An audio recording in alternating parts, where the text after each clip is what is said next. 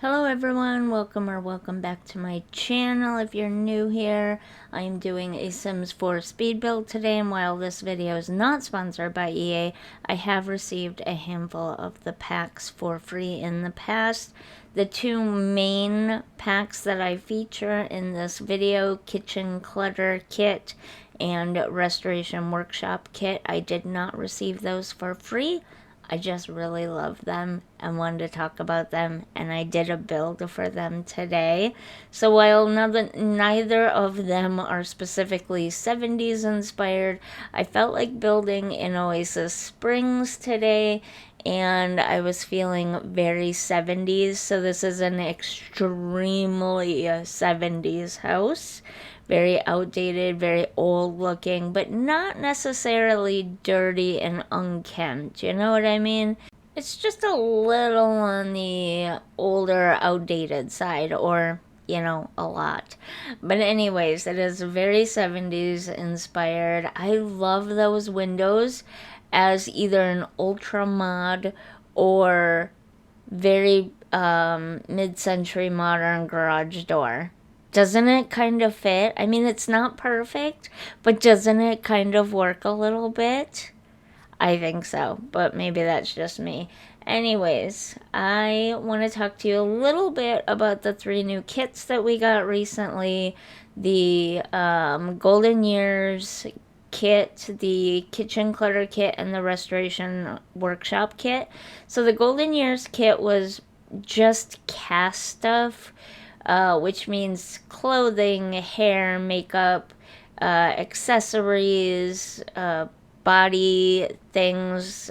Anything could come in it, from scars to tattoos to a new hairstyle to a new shirt. Like, that's what's in cast kits generally. In this particular one, I missed 3 items between the 2 videos that I made. I don't know how I missed these 3 items. Well, 2 of them I don't know how I missed. The other one, it's kind of, I hope, understandable, but the 2 items that I missed that, like, I keep kicking myself over, how did you miss those in 2 separate videos, and that is the new glasses and the toupee. Like, how did I miss that toupee?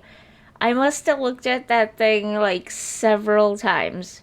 I had to have looked at it at least 5 times, and I just didn't even think anything of it. So how did I miss that? The other item was apparently dentures, but they don't look any different really than the regular Sims teeth all that much. So I think I can be forgiven for missing those. Anyways, that is not what I wanted to talk about today, though. Today I want to talk about the kitchen clutter and restoration workshop kits. Now, I love these kits. I love them a lot. I am the self-appointed queen of anti-clutter. And after my recent live stream where my game corrupted as we were playing live, I am even more leaning towards anti-clutter again. But even I have to admit that having some clutter in some spaces here and there under some circumstances is kind of nice. It does add an element to the game. You're not just trying to check boxes off and win the game. You're actually playing, you're playing a Sims life. You're in, I don't know how to describe what I'm trying to say. But you know what I mean, right? It's sometimes it's less about checking off all the boxes to give your sim a good life and just having that thing to look at, I guess. I don't know. Anyways, the point is, I am, like, clutter is growing on me a little bit more and more, but I will still remain the queen of anti-clutter. So, I do love that we got these, But the bigger thing is a lot of the objects have what, like, interactions with them. Nothing new, really. These are all things that are part of the game or have come in other packs or whatever. And I pretty much touched on most of them. Like I mentioned in my previous video, don't forget to check that out. By the way, there's a contest going on in that video. I'll link to it down in the description box down below. I did it the way I did this time because I'm trying to cut down on the number of bots that I'm getting in my contests. And I really want these pack codes to go out to real people. And it's really hard to get them out to real people if I'm contacting 10 different bots and nobody's replying. So also check your emails and your spam folders. So anyways, there are a couple of things I missed. Now, I knew if you clicked on the cookie jar, you would get like a snack or whatever. I think you actually get a cookie from it, though, if I remember correctly. But if you click on the cereal boxes, you get food. Basically, the kitchen one, if you click on stuff, you get food. You can, like, get snacks or quick meals or whatever. The one thing I missed, though, was if you click on the grocery bag, you can actually order groceries and it immediately shows up into your inventory. And apparently with the Restoration Workshop one, you don't have to have for rent to work on the water heater and the electrical panel. Those will increase your handiness skills, and you don't have to have any expansion packs. They will, you can upgrade them, you can do all sorts of things to them without the expansion packs. So that's pretty awesome. I can't believe I missed that, but again, in my defense, I have pretty much all of the packs, and so without modifying my game, because you can't just pick and choose what packs you want loaded without modifying my game, I can't easily test that sort of stuff out usually. And I don't know how other people figured out that it's, I guess maybe someone bought the kit that doesn't have for rent or doesn't have for rent currently installed and they tested it out maybe. I'm not sure. I'd have to look that up and see because I have no idea. I just have seen several people post and mention it in their videos and post about it on social media, that those things are fixable and upgradable without for rent. So someone must have somewhere along the way not had for rent and said, hey, this is usable even without for rent. That's what I'm thinking happened. But you don't even think about it when you have all the packs and you know, like 90% of the time, cross-pack compatibility or cross-pack use or whatever is like a very peripheral thing. It's not like a main focus with the exception of businesses and hobbies. You don't even stop to think about any of that kind of stuff, you know? And I don't know, they rarely include stuff like this. I think this is probably the first time a kit has ever included something like this, where you can click on various items in the kitchen and get food from those items. You know, now that I'm thinking about it, that's kind of really perfect for rags to riches. It's almost a little cheaty-like to have some of those, because some of those things are pretty cheap. And your sim could live sort of for a while with just that. That's kind of funny. I didn't even think about that before, but yeah. Anyways, those are the main things I wanted to talk about with the packs. Was you can work on the hot water heater and the electrical panel, and you don't have to have 4 rent, and it will increase your handiness skill.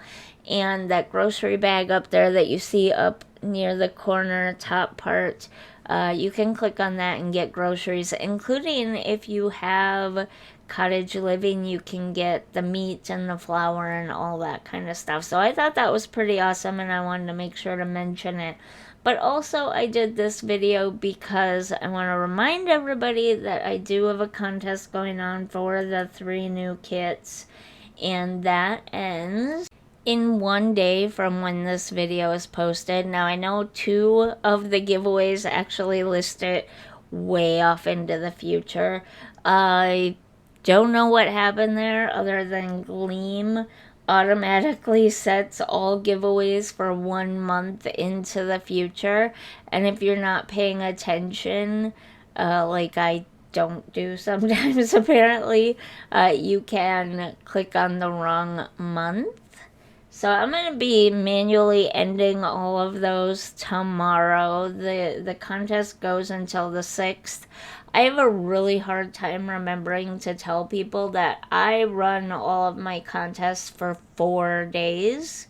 That I feel like that gives enough time for people to sign up and doesn't give too much time for so many bots to sign up, because it gets really annoying, sort of sifting. That's the word I was looking through. Sifting through all the bots all the time and trying to find people. Also, the other thing is someone suggested, instead of just sending the codes out to people, I make people answer an email first and then send them the code, so that I can rapidly go through people if I need to find an actual person who's not a bot. And honestly, sometimes I can just tell that it's gonna be a bot based on the name, mainly because I don't really get much information from Gleam. I get your name, whatever display name you put in, and that's about it, until or unless you're picked as a winner. Then the only other information they give me is your email address so that I can email you the code. But that's all the information that I'm allowed to see. So I just kind of have to go based on people's names, and sometimes I can just tell from the name that it's gonna be a bot. Like, there have been a few times where the name was just a string of random numbers and letters. Tell me that's not a bot. I mean, I still send the email out regardless of what the name is on the winner card. I still send the email out, but I check every day instead of waiting the 48 hours or 72 hours or whatever I give people for each contest, because I know that they're not going to respond because it's a bot, because it's a random string of numbers and letters. I love doing giveaways though.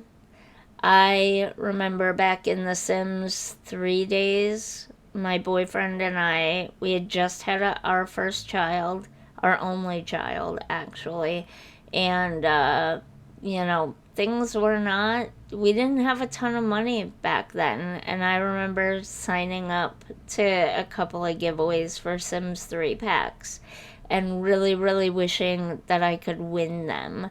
And so I know what it's like to not be able to just go out and buy packs whenever you want. And so I am so, so happy that I get to be part of this awesome community that can give away packs to as many people as possible, so that as many people as possible can enjoy this game. Is the game perfect? No. But I play a lot of games. Currently, the games that I am actively playing in right now, if you don't count individual Roblox games, but I kind of do and kind of don't, I play Bloxburg and I play Royal High with my daughter. Those are the two current Roblox games we're playing. And I play The Sims 4, I play The Sims 3, I play House Flipper and House Flipper 2, I play Disney Dreamlight Valley.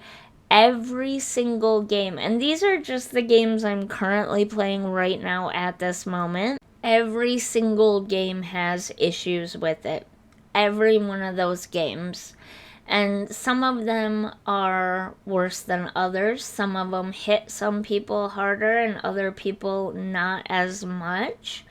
It does sometimes feel random, but I'm sure there are reasons for all of it.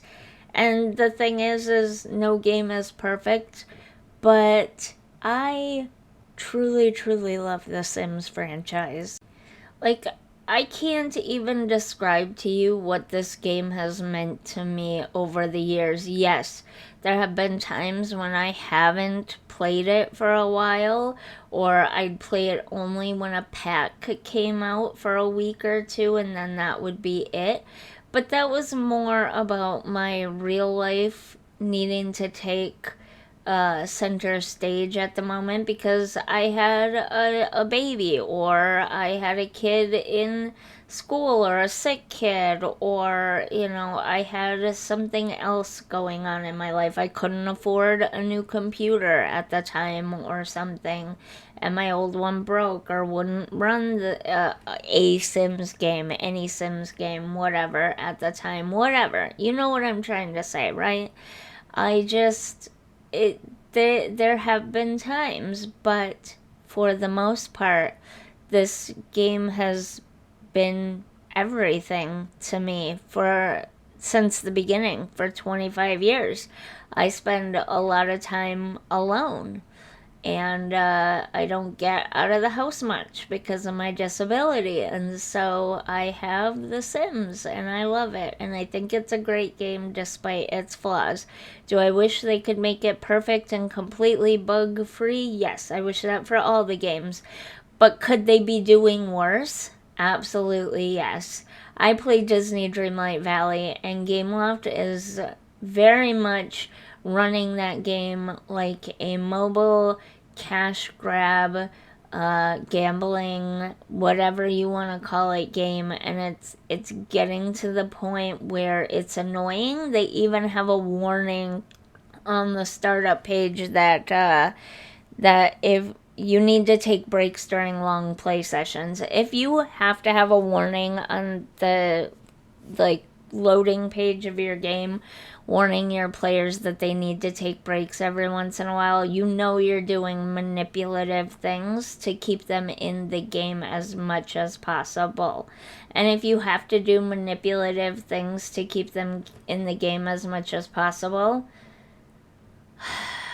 well, I have thoughts about that too. But my point is, it could be worse. It really could. Could it be better? Absolutely. There are some games that have far less bugs in them that really destroy the game.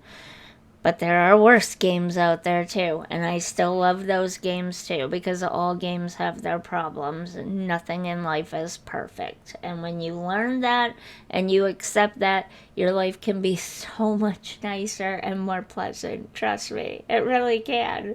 Anyways, enough of all that head cold induced rambling. Let's finish up this last little part, and then we can get to the walkthrough of this very, very 70s starter home for Oasis Springs. Should be any second now. And we are just testing out some roof features, and then we're done.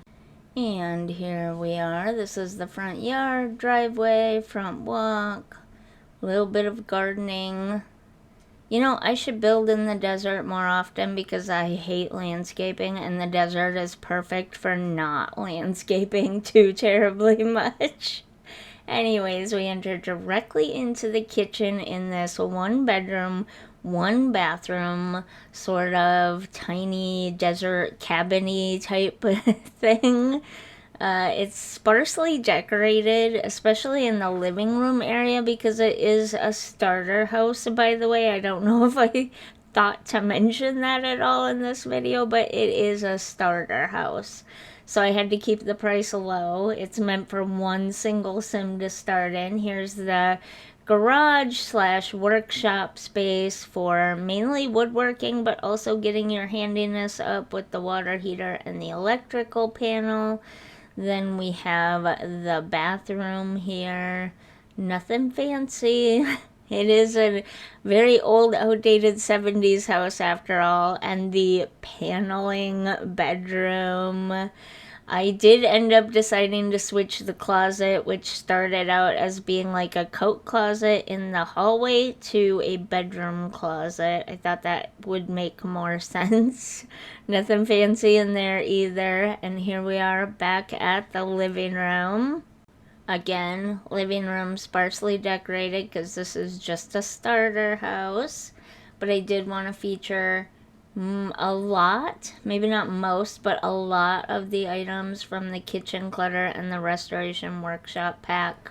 And then here's the back patio area, which also leads into that garage space and overlooks the tourist trappy area back there. A little bit of landscaping, but otherwise it's just your deserty backyard. And yeah, that's it. Hopefully you enjoyed this video. Hopefully you got something out of all my rambling. If you did, don't forget to like and subscribe, and I will see you in the next one. Bye.